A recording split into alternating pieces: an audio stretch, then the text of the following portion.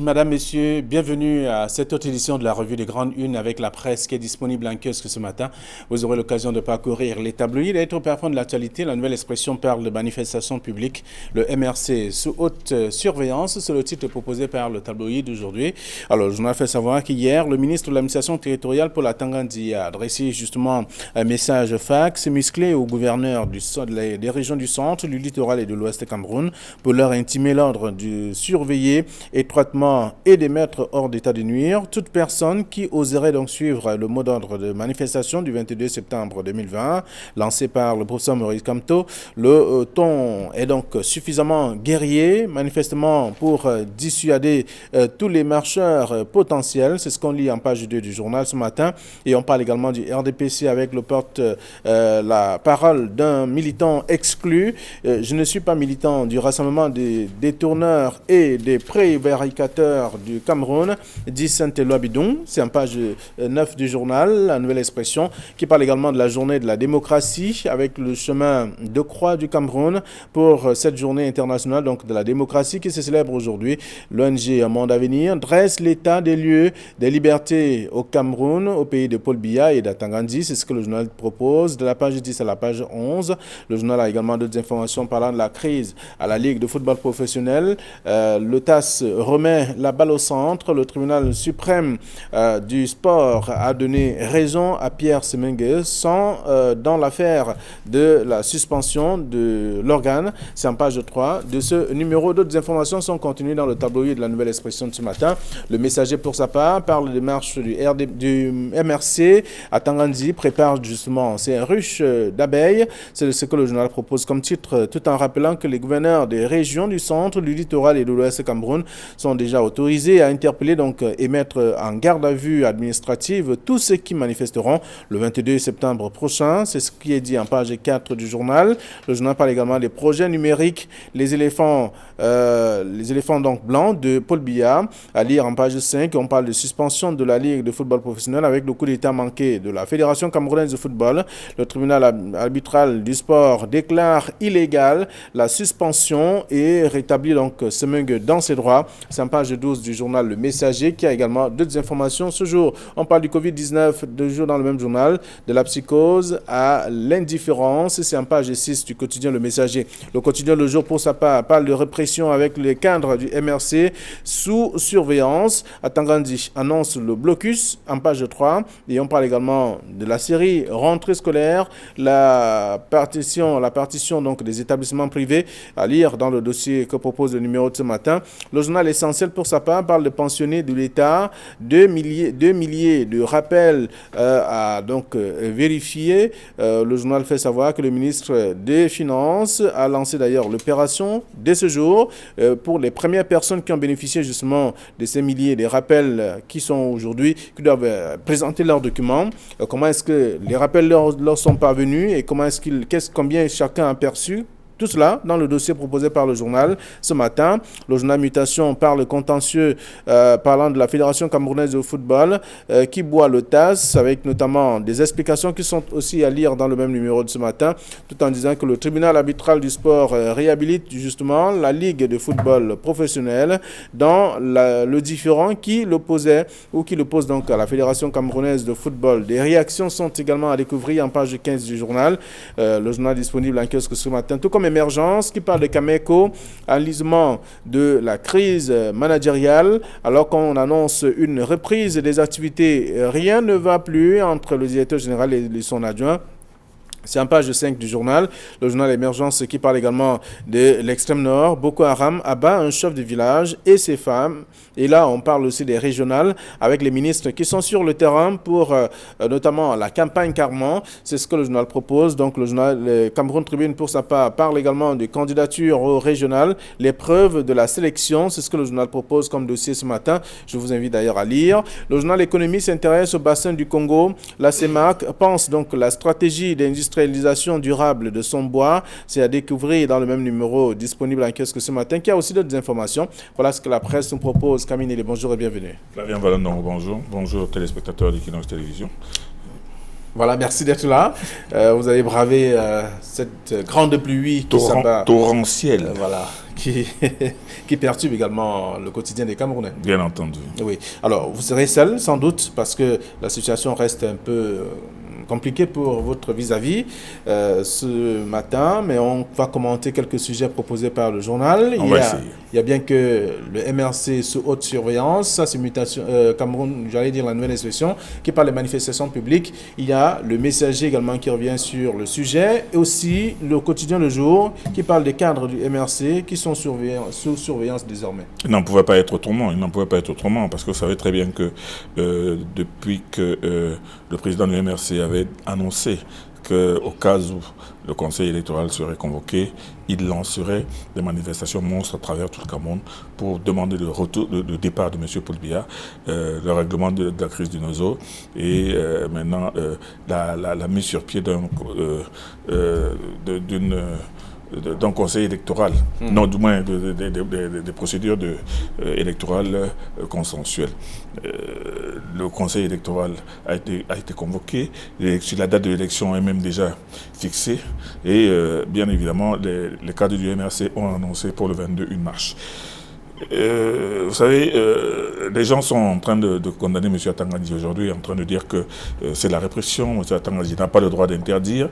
La Constitution du Cameroun prévoit la liberté de penser, la liberté de manifester. Mais M. Atangandji, lui, estime que comme cette marche a pour raison principale marcher pour le départ de Biya. Vous voyez bien que le gouvernement ne peut pas laisser des gens marcher en disant que foutez le camp, allez-vous-en. Ça, c'est évident. Et puis, maintenant, l'autre considération, c'est que le gouvernement sait très bien que des marches comme celle-là peuvent aboutir à des dérives. On a vu ce qui s'est passé ici en 2008, en février 2008, où les gens l'ont un peu trop facilement oublié. M. Nietzsche avait organisé un meeting à Madagascar pour s'élever contre l'augmentation du prix du pétrole, mais aussi la modification de la Constitution. Cette marche, ce meeting avait été interdit, mais on a vu lundi matin comment des foules ont déferlé dans toute la ville, ont pillé tous les magasins de la ville, de centres commerciaux, ont pillé toutes les stations-service de Bonabéry jusqu'à Ndobo. Bref, mais seulement, M. Nietzsche n'a jamais dit que c'est lui qui avait organisé cette marche. Il avait dit que ça avait été un mouvement spontané. Bon, ce qui a été difficile à établir. Mais toujours est-il qu'à cause de cette dérive, il y a eu des centaines, des milliers de Camerounais qui avaient perdu leur emploi. Il y a beaucoup de gens qui avaient perdu leur commerce. Devait-il le faire? C'est-à-dire penser que c'est lui qui avait organisé? En tout cas, c'est parti du meeting qu'il avait programmé du côté de Madagascar. Bon, de toute façon, il n'a jamais été inquiété, mais la dérive de cette manifestation populaire a laissé de graves séquelles dans le cœur, dans le corps et même dans les familles camerounaises. Donc, c'est ce qui fait trembler le gouvernement? Trembler le gouvernement, non, le gouvernement est dans son rôle. Le gouvernement ne va pas laisser marcher les gens en disant que Biya doit partir, Biya doit partir. Et là, le gouvernement ne peut pas permettre cela, mais mettez-vous à la place du gouvernement. Ça, c'est un excès de liberté. Et de deux, le gouvernement ne sait pas très bien ce que cache cette marche. Pourquoi? Parce que s'il y a des dérives qui arrivent, s'il y a des gens qui vont commencer à casser, et si les personnes perdent et leur boutique, et leur voiture, et tout cela, qui va payer cela? Donc le gouvernement, le ministre de l'administration territoriale, dans son rôle de ministre de l'Intérieur, celui qui est chargé de la sécurité et celui qui est chargé maintenant du grand patron du Conseil de sécurité, il a dit qu'il n'y a pas de marche, c'est tout. Et cette marche, ce n'est pas forcément en violation du droit de manifester, mais c'est compte tenu des dangers qui peuvent arriver par la suite. Parce que les gens ne réalisent pas. Les gens se disent que bon, marche pacifique, oui, on veut bien, mais marche pacifique... Alors, sur la déclaration, quand même, l'itinéraire est prévu. Je suppose. Vous savez, je vais vous dire une chose. J'entends même des leaders d'opinion ou même des hommes politiques dire l'autre jour que oui, il suffit de permettre, d'autoriser la marche et de baliser et d'encadrer. En 1990, en mai 90, moi j'étais à Bamenda. M. John Fournier avait décidé de marcher avec le SDF. Ça a été la première marche d'un parti politique. Au gouvernement, on était un peu paniqués. Moi, on avait dit non. Interdire, ça va être autre chose. Pourquoi? Parce qu'il y avait l'affaire Yono Black qui venait d'éclater. On avait arrêté Yono Black et 11 de ses amis qui étaient encore en prison, qui passaient devant le tribunal militaire. On s'est dit, on ne peut pas créer un autre incident. Les militants du SDF ont marché sur tout un itinéraire balisé par l'armée. ils ont terminé leur marche au stade de football. Et au stade de football, M. John Frondi a dit, OK, on a marché aujourd'hui, à partir d'aujourd'hui, le SDF existe, donc maintenant, vous pouvez rentrer chez vous. C'est à la sortie, quand les militaires rentraient, qu'il y a eu des provocations, et maintenant, ce qui est arrivé est arrivé. Les gens oublient qu'il y a eu une marche encadrée sans la moindre casse. Donc, aujourd'hui, le gouvernement estime qu'on ne sait jamais avec ces leitmotifs. Et puis maintenant, ce qui a davantage incité M. Atanganji à prendre des mesures draconiennes, c'est qu'il circule dans les réseaux sociaux, et vous ne pouvez pas l'ignorer, des tracts qui disent qu'à partir du 22 mai, toutes les boutiques doivent être fermées, toutes les stations de service doivent être fermées, tous les motos doivent être arrêtés, interdiction quiconque d'ouvrir son magasin, et que nous veillerons à ce que ces mesures soient appliquées. Ça commence déjà à devenir une sorte de diktat pour terroriser déjà la population. C'est pour ça que M. Atanganji a pris la précaution non seulement de mettre les services de sécurité en alerte, mais surtout de prévenir les éventuels contrevenants à cette mesure de ce qui les attend. D'accord. Lorsqu'on parle donc de ces manifestations publiques à travers, dans le journal La Nouvelle Expression, le MRC sous haute surveillance, il y a le messager qui parle d'Atanganji qui prépare dans ses ruches d'abeilles. Oui, mais parce que Atanganji avait dit ici dans une de ses anecdotes que quand on veut s'attaquer à une ruche d'abeilles, il faut être sûr de pouvoir bien courir, parce que dès que les abeilles vont se sentir touchées, si vous ne prenez pas suffisamment vos jambes à votre cou, vous allez subir des piqûres. Bon, ce qui fait que maintenant, on a intégré cela dans la rhétorique, mais Atanganji, non seulement a mis tous les services de sécurité en alerte, il a donné des instructions pour que les personnes arrêtées soient placées en détention administrative. Ça veut dire que vous ne passez même pas par le parquet, on vous prend, on vous amène en prison. Donc, il est dans son rôle. On ne peut pas dire qu'il n'est pas dans son rôle. Et les gens qui pensent, qui sont en train de philosopher sur la liberté de manifester, j'ai l'impression qu'ils ne réalisent pas ce qui peut arriver avec... parce qu'il y a des groupuscules de personnes qui n'ont rien à faire, qui attendent seulement des moments de désordre comme cela pour s'exprimer. C'est face à cette éventualité aussi que le ministre de l'administration territoriale a pris cette mesure. D'accord. Alors, donc on fait le tour de la presse ce matin avec des titres différents. Le quotidien de jus qui parle de ces cadres du MRC sur surveillance, le MRC sous haute surveillance, La Nouvelle Expression, le messager qui parle d'Atanganji qui prépare ses ruches d'abeilles, également dans d'autres journaux aussi. Alors, il y a un autre sujet qui fait le tour des tabloïds ce matin, c'est bien entendu Mutation qui parle de la Fédération camerounaise de football.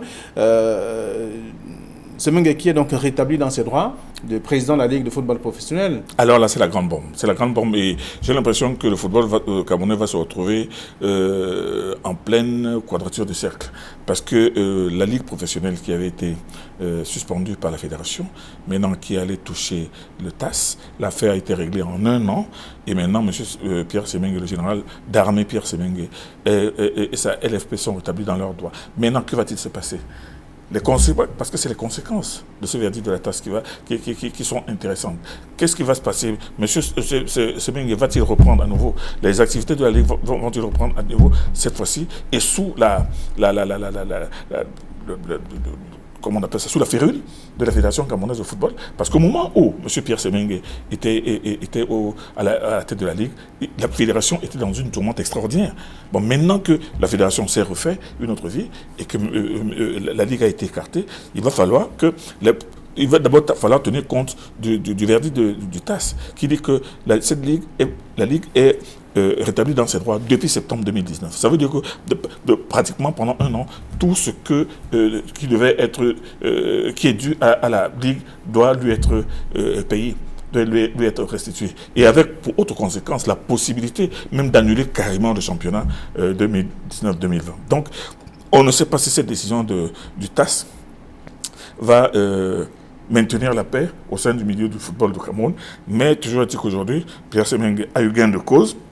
Ses arguments ont été jugés certainement recevables et valables. C'est pour cela qu'il y a eu cette décision, mais maintenant reste à assumer les conséquences de ça sur le terrain. Parce que l'autre conséquence aussi que l'on oublie, c'est que maintenant, que va-t-il se passer avec la fédération?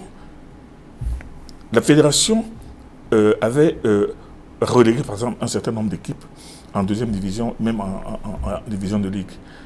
Le championnat étant annulé, ces clubs vont aussi remonter au filet et acculer de nouveau la fédération. Ça veut dire que cette décision-là n'augure pas de lendemain serein, mais toujours est-il que... on observe, on va bien voir ce qui va se passer parce qu'on ne peut pas dire que le général Pierre Semengue va maintenir le bras de fer entre la la Ligue et la fédération pendant longtemps. Ce serait épuisant et c'est contre-productif dans un pays qui a déjà suffisamment de problèmes. Forcément, nous allons aboutir certainement à un consensus ou à un arrangement, mais un arrangement au terme duquel on ne sait pas si y aura un gagnant ou un perdant, mais toujours est-il que le match ne fait que commencer maintenant. D'accord, alors dans Mutation qui parle du contentieux avec la FECAFOOT qui boit donc l'OTAS, c'est le titre proposé par le tabloïd, et là le messager dit le coup d'état manqué de la FECAFOOT. Vous savez, chacun peut apprécier cela parce qu'il y en a beaucoup qui ont applaudi au moment de la mise à l'écart de la Ligue. Il y en a d'autres aussi qui ont estimé que c'était un coup d'État. Bon, je veux dire que ce qui s'est passé, le retour de la fédération et la suspension de la Ligue a provoqué des effets appréciés par-ci ou bien dépréciés de l'autre côté. Mais là, aujourd'hui, bon, si on estime que ça a été un coup d'État manqué, c'est une vue d'esprit. Mais du côté de la fédération estime que certainement que ce n'est qu'une décision et qu'on va voir ce qui va se passer par la suite. Mais la fédération est consciente que ce qui lui arrive aujourd'hui est dû par le non-respect d'une formalité. C'est-à-dire qu'après la suspension de la Ligue, la FECAFOOT aurait dû réunir une assemblée générale et maintenant entériner la suspension, la mise à l'écart de la Ligue, ce qui n'a pas été fait. Et c'est ça qui a donné des armes, en réalité, à la Ligue pour pouvoir gagner son pari devant le TAS. Donc aujourd'hui, la FECAFOOT paye un peu le prix de son manque de prudence et de sa victoire qu'il a savourée trop tôt en oubliant qu'il peut y avoir des voies de recours. Et la Ligue a profité justement du non-respect de cette seule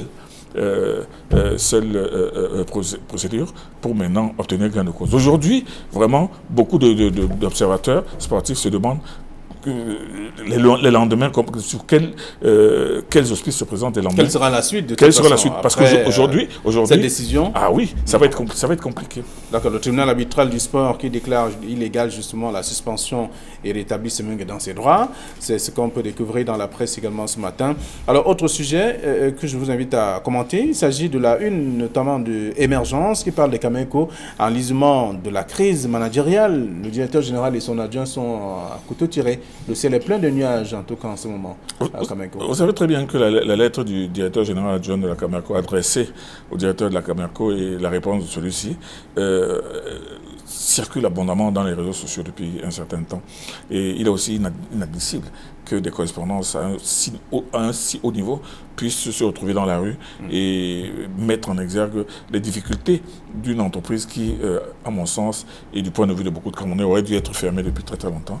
Et pour soit permettre à l'État de remettre, de mettre une nouvelle société en place, ou alors de trouver une solution de partenariat qui puisse permettre à la Cameco de redémarrer et ne plus être ce tonneau des Danaïdes dans lequel l'État injecte de l'argent tout le temps avec des trous. C'est-à-dire que l'argent entre, mais seulement il y a des trous, l'eau ne fait que sortir. Donc Cameco, aujourd'hui, qui est complètement inopérante, qui possède 2 avions et 2 petits avions de MA60, qui louent des avions, qui a du mal effectivement à couvrir même les lignes domestiques et maintenant qui ne peut même pas se mouvoir à l'international. Beaucoup de gens ont estimé depuis très très longtemps que cette société ne mérite qu'un seul sort, être fermée et regarder ailleurs. Mais l'État n'a pas encore pris la décision de fermer cette société et c'est ce qui fait qu'aujourd'hui, il y a des crises à l'intérieur. Il y a le personnel, vous vous souvenez, il y a quelque temps, on a envoyé